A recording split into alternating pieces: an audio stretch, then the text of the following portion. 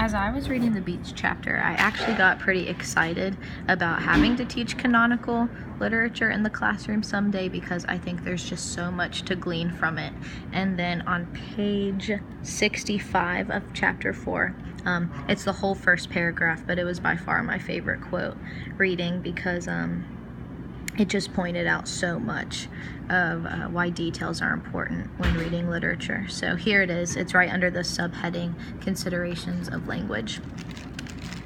A successful reading of any work of fiction requires the reader not only to decode the literal meaning of the work and to track its main ideas, but also to read the nuances of the narrative for hints about tone, mood, the subtleties of motivation, hints of judgment, or intimations of doubt. These nuances are like the subtle facial expressions that accompany a speaker's words. Sometimes they tell us more than the words themselves. For this reason, readers need to have a keen ear for style.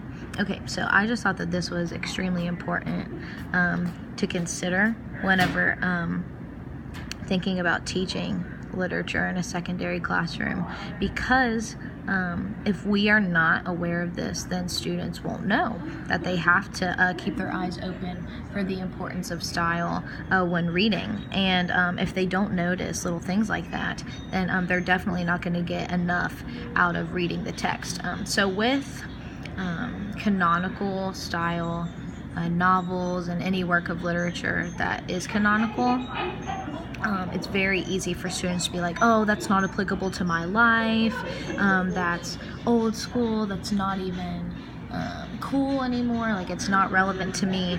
But the nuances, the little things contributing to tone and mood, and the things about motivation and judgment, those are always relevant. Those are always going to be able to spark conversation in the classroom, and I think that it's very important to consider language, just like Beach talks about in chapter 4.